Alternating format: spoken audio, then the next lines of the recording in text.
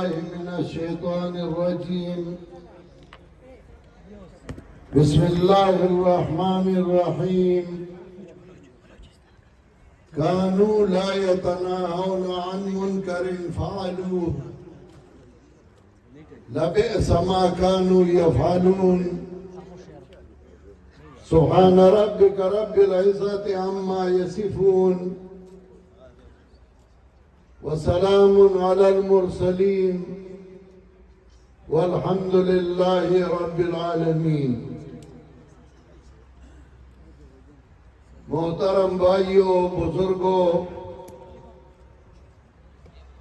میرے ہم سفر، میرے ہم نشین اور میرے جماعتی محبوب ساتھیوں،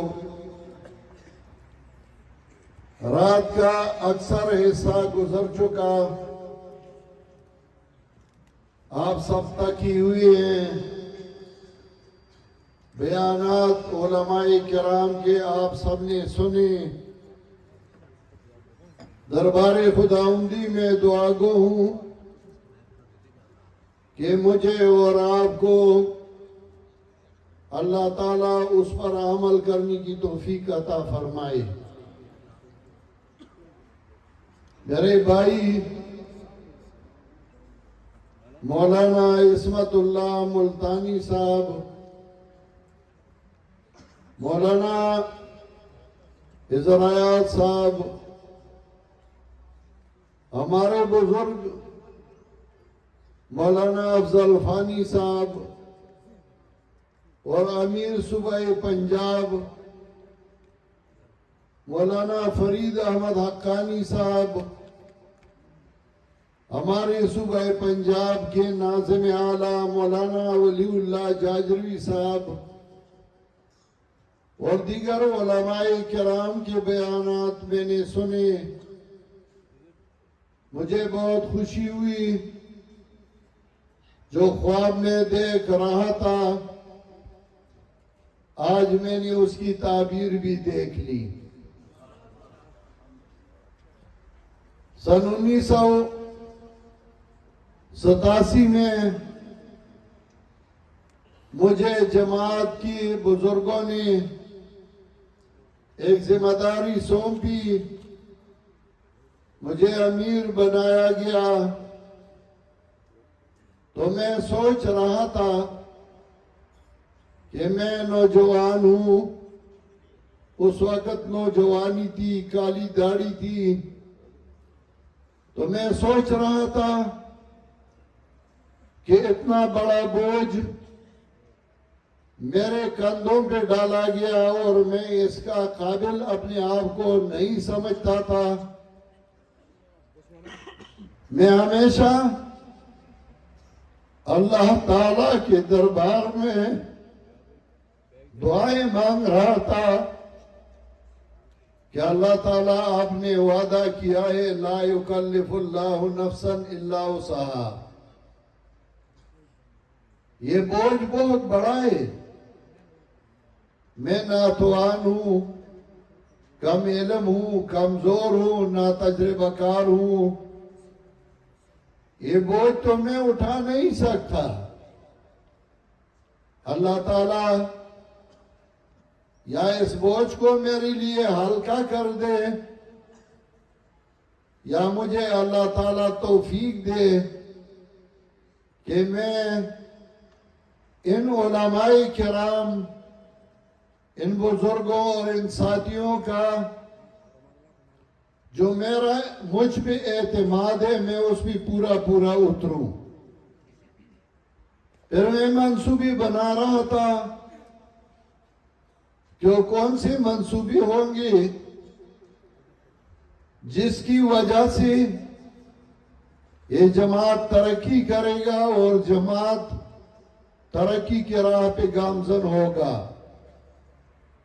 ایسا نہ ہو کہ میں اس اولاد جیسا بن جاؤں جس کے پاس اپنے بزرگوں اور اپنے والدین کی وراثت اور وہ نااہل ہو اور اس وراثت کو تباہ و برباد کر دے. یہ میرے لیے ایک وراثت بھی ہے، میرے اوپر ساتھیوں کا اعتماد بھی ہے.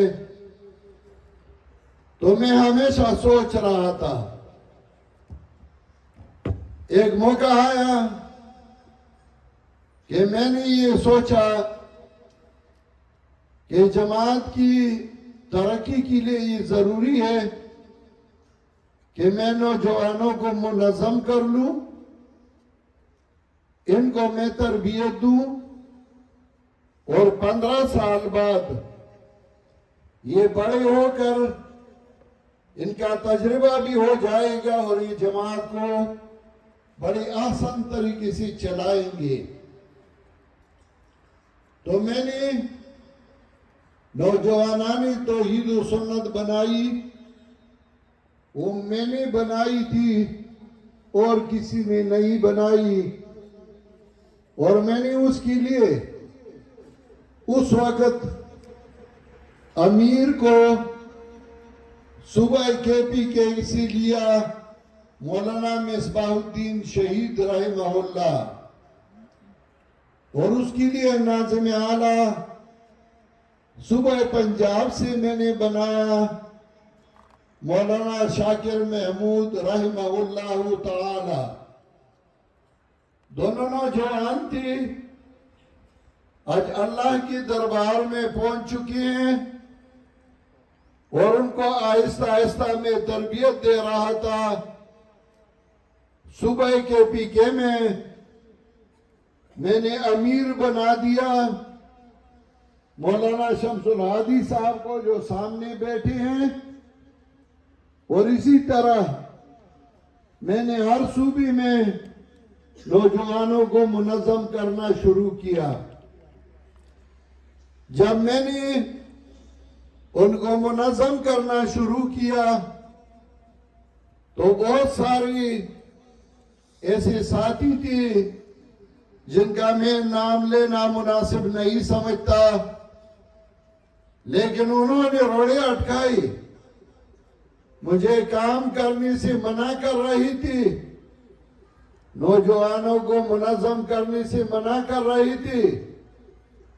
لیکن میں نے کبھی ایک طریقے سے کبھی دوسرے طریقے سے ان کو منانے کی کوشش کی اور نوجوانوں کو آہستہ آہستہ منظم کر رہا تھا. آخر کار جب میں نے نوجوانوں کو منظم کرنا چاہا تو انہوں نے میرے پاؤں کھینچنے شروع کیے، چونکہ اس وقت ان کے گھرانوں میں نوجوان تکڑے نہ تھے. پھر بھی میں نے ان کو راضی کیا اور میں نے کہا کہ اس کا ثمرہ اور اس کا نتیجہ اور اس کا فائدہ انشاءاللہ آپ خود اپنے گھروں میں دیکھ لیں گے. جب تقریباً 18 سال گزر گئے، بڑوں میں تھوڑا سا چپکلش تھا. میں نے پنجپیر بلائے اور میں نے ان کو کہا کہ اس اختلاف کو کیسے ختم کیا جائے گا.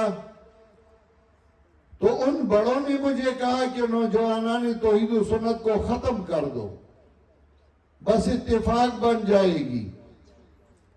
میں نے کہا ٹھیک ہے، آپ کی مرضی ہے. میں نے تو ایسی بھی پہلے سے منصوبہ تھا، تو میں نے اس کو ختم کیا.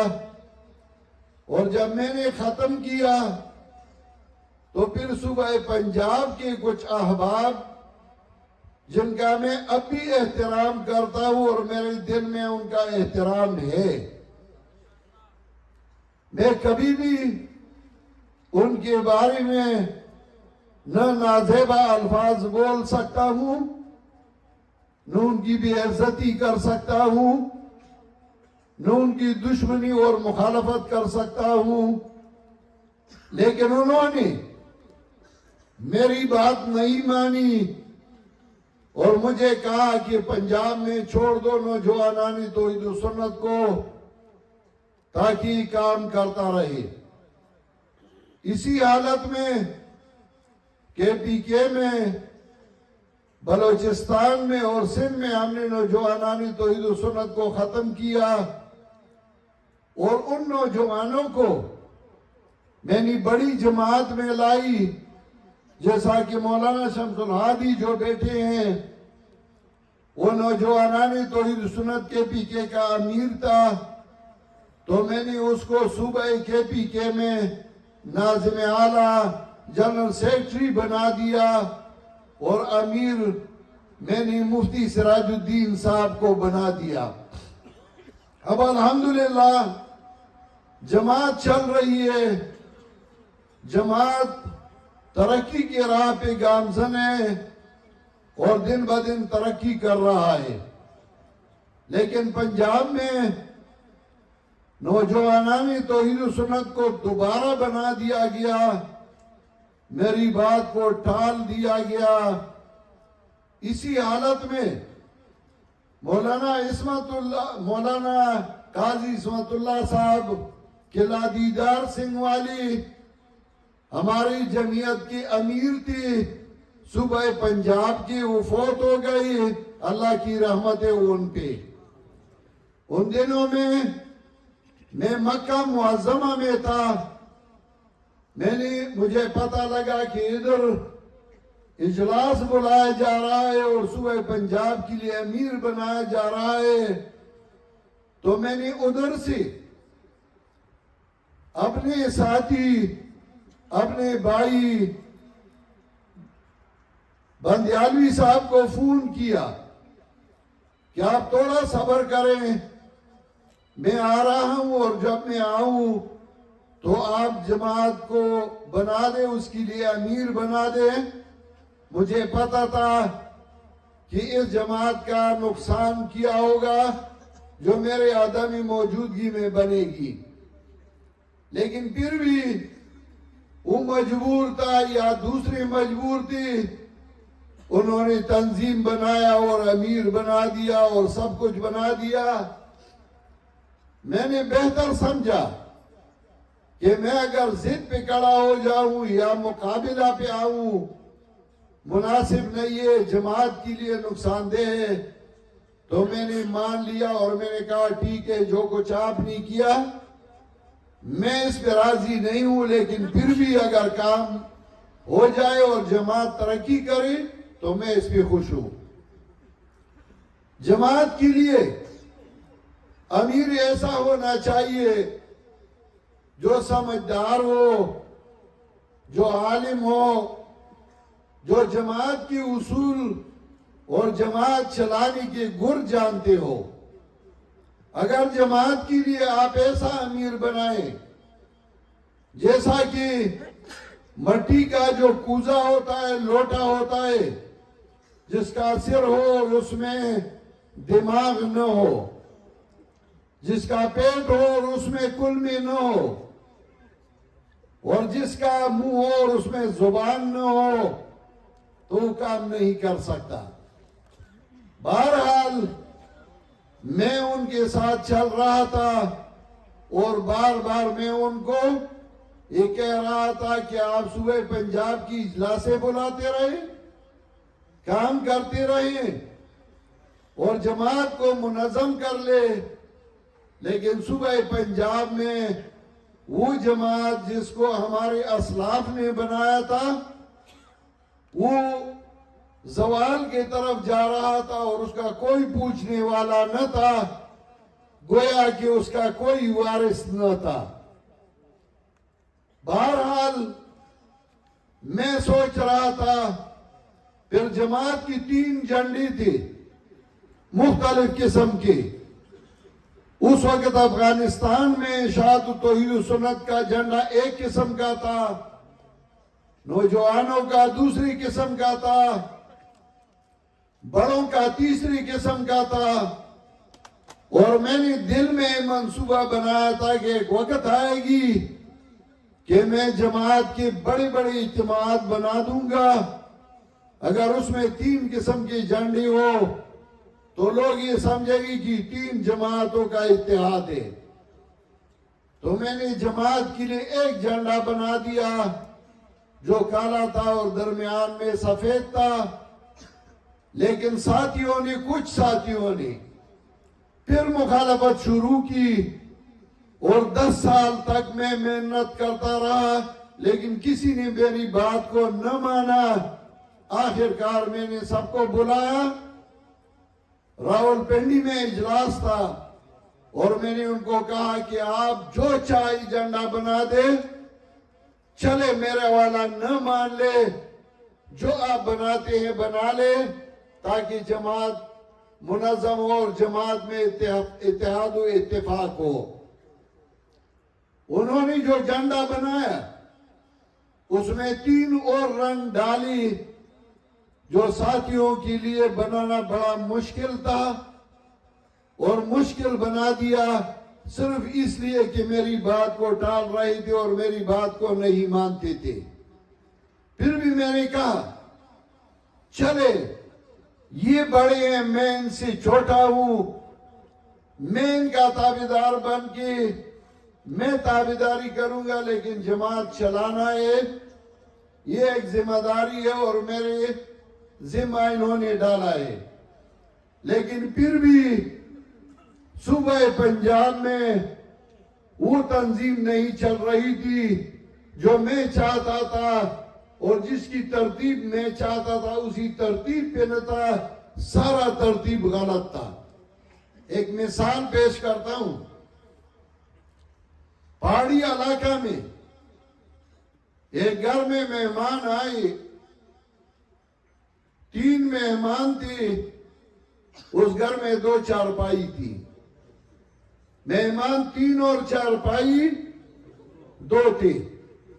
اس گھر کی ایک بوڑھی عورت اپنے ہمسائے کے گھر کے دروازے پہ گئی اور گھر والی کو دروازہ کھٹکھٹایا. اس نے آواز دی, کون ہے؟ بوڑھی نے کہا میں فلاں ہوں, ہمارے گھر مہمان آئے ہیں, اگر آپ کے گھر میں ایک چارپائی ہو تو مجھے دیجیے, ہمارے گھر میں 3 مہمان ہیں اور 2 چارپائی ہیں. وہ دوسری گھر والی بوڑھی نے کہا کہ بہن خفا نہ ہو جائیے, ہمارے گھر میں 2 چارپائی ہیں, ایک چارپائی میں اور میری بہو, اردو میں بہو کہتی ہے, پنجابی میں نو کہتی ہے میرے خیال میں, اور پشتو میں انگور کہتے ہیں. تو اس بوڑھی نے کہا کہ ایک چارپائی میں اور میری بہو سوتی ہیں, اور دوسری چارپائی میں میرا شوہر اور میرا بیٹا سوتے ہیں. دوسری بوڑھی نے بڑی حیرت سے دیکھا کہ بہن چارپائی نہیں دیتی تو نہ دو, لیکن اپنا ترتیب صحیح کر لو, ترتیب صحیح بنا دو. میں ان کو کہتا تھا میرا نہیں مانتے نہ مانو, لیکن ترتیب تو صحیح کر لو. ترتیب صحیح نہیں کر رہے تھے. نہ شورا تھا, نہ اجلاس تھا, نہ اجتماع تھی, اور نہ مرکزی شورا میں خاص اراکین تھے. بس جو بھی ہوتی تھی چند بندی, اور پھر مجھے تانی بھی دیتی تھی کہ تم صبح KPK سے بس لوگوں کو لاتے ہو.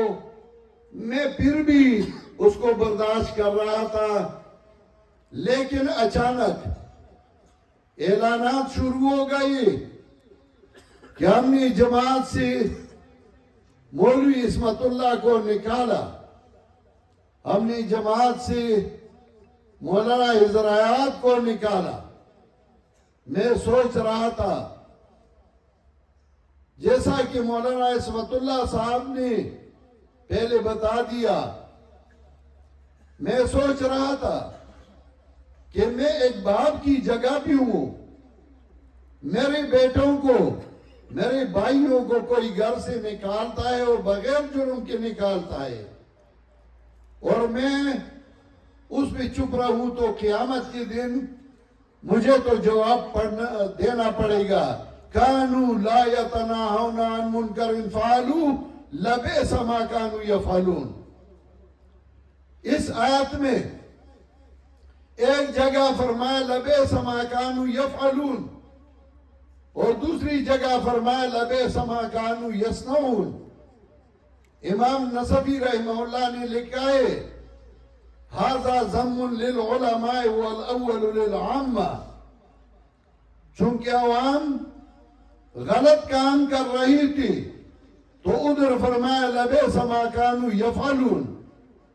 علماء اس کے لیے ہیلے اور بہانے بناتے تھے، دلائل بناتی تھی، تو ادھر اللہ نے فرمایا لبئس ما کانوا یصنعون.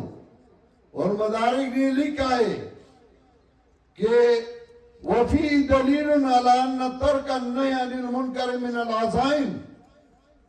اس آیت میں یہ دلیل ہے کہ نہی عن المنکر چھوڑنا یہ گناہ کبیرہ ہے، جیسا کہ قتل اور زنا گناہ کبیرہ ہے، یہ بھی گناہ کبیرہ ہے.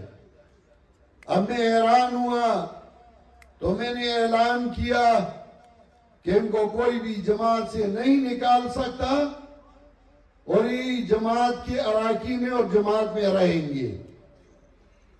بنیاد یہاں سے شروع ہوئی. اب بھی میں کسی کا مخالف نہیں، میرا کسی سے ضد نہیں، مقابلہ نہیں، لیکن میں نے کمر کس لی اور میں نے فیصلہ کیا کہ اب میں پنجاب میں بھی جماعت کو ایسا منظم کر لوں گا جیسا کہ باقی 3 صوبوں میں بھی منظم ہے.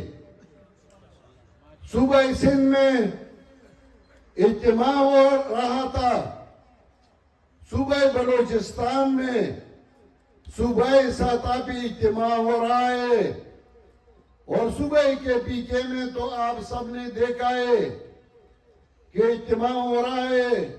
تو کیوں پنجاب میں نہیں ہو رہا؟ جبکہ میں اکثر کے پی کے میں اپنے ساتھیوں سے کہتا ہوں کہ پنجاب کے ساتھی جتنے مخلص ہیں، جتنا ان میں جذبہ ہے، جتنا ان میں خلوص و ایثار ہے، شاید اتنا جذبہ، اتنی خلوص اور اتنی ایثار دوسری صوبوں میں نہ ہو، لیکن ان کو منظم کرنا، ان کو صحیح قیادت دینا، یہ ہمارا فرض بنتا تھا. میں نے اپنا فرض پورا کرتے ہوئے صوبہ پنجاب کی جماعت کو منظم کیا، اور الحمدللہ ثم الحمدللہ اس کا نتیجہ چند مہینے بعد یہ آپ دیکھ رہے ہیں. میں چند دن پہلے ادھر آیا، مولانا زراعت صاحب سے ملا. میں نے کہا سٹیج کہاں ہوگا، لوگ کہاں بیٹھیں گے. میں نے کل پرسوں سے کے پی کے سے اپنے اراکین خدمت کے لیے بھیجے ہیں، اور انہوں نے 2-3 دن ادھر گزاری، خدمت میں مصروف رہی. یہ میرا فرض بنتا تھا. اور الحمدللہ جب میں آیا، مولانا زراعت صاحب نے مجھے جگہ دکھائی، مجھے کہا کہ بہت بڑی جگہ ہے. میں نے ان کو کہا کہ انشاءاللہ اس جگہ میں لوگ پورے نہیں آئیں گے اور باہر بھی بیٹھیں گے. یہ حیران ہوئی کہ اتنے لوگ کیسے آئیں گے. میں نے کہا آپ دیکھیں گے انشاءاللہ. ساتھیوں میں خلوص ہے، وہ سارے آئے، پنجاب کے دور دراز سے ساتھی آئے ہیں. اب پختانوں تک پخپلا پتا تھا ستاسو صفات بنا کو، تو دور دراز سے پنجاب کے ساتھی دور دراز سے تشریف لائے. اور آج الحمدللہ ہم 12 بج چکے ہیں، اور اتنی خلوص اور اتنی محبت سے ساری علماء، خطیب، وہ خطبہ جو جلسے میں آ کر تقریر کر کے فوراً نکلتے ہیں، لیکن آج الحمدللہ اتنی خلوص اور محبت سے تشریف فرمائیں کہ اگر صبح تک یہ جلسہ ہو، یہ اجتماع ہو تو کوئی نہیں ہلتا، نہ خطبہ ہلتے ہیں اور نہ اراکین یہاں سے اڑنا چاہتے ہیں. ایسا ہے نا؟ الحمدللہ ثم الحمدللہ. اور یہ اجتماع یہ تو بنیاد تھی، پہلا اجتماع ہے. انشاءاللہ میں اعلان کرتا ہوں کہ اجتماع آئندہ بھی اسی مقام پہ ہوگا انشاءاللہ، صوبہ پنجاب کے سطح پہ. لیکن میں آپ کو ایک بات کہنا چاہتا ہوں، وہ یہ کہ اٹھو میری دنیا کی غریبوں کو جگا دو، اٹھو میری دنیا کی غریبوں کو جگا دو، کاہی عمرہ کی در دیوار ہلا دو. گرماؤ غلاموں کا لہو سوزی یقین ہے، کنجش کی فرمایا کو شاہین سے لڑا دو.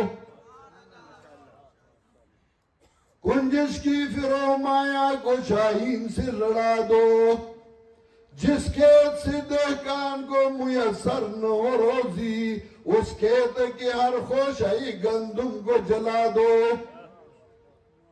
میرے ساتھیوں، آج سے عزم کر لو کہ ہمارے بزرگوں نے، ہمارے اسلاف نے جو جماعت ہمیں وراثت میں دیے، انہوں نے جو توحید و سنت کی خدمت کی ہے، انشاءاللہ ہم اسی طرح کرتے رہیں گے. وہ چند ساتھی تھے، یا کے پی کے میں شیخ القرآن مولانا محمد طاہر نور اللہ مرکزہ تھے، یا راول پنڈی میں شیخ القرآن مولانا غلام اللہ خان تھے، یا گجرات میں سید عنایت اللہ شاہ بخاری تھے، یا گجرانوالہ میں قاضی شمس الدین رحمت اللہ علیہ تھے، یا مولانا محمد امیر بندیالوی تھے، یا مولانا نور محمد تھے. یہ چند ساتھی تھے، لیکن انہوں نے بڑی خلوص سے، بڑی غرق ریزی سے، بڑی اخلاص سے کام کیا. آج ہمیں یہ امانت ملی ہے، یہ امانت ان بزرگوں کی ہے ہمارے پاس.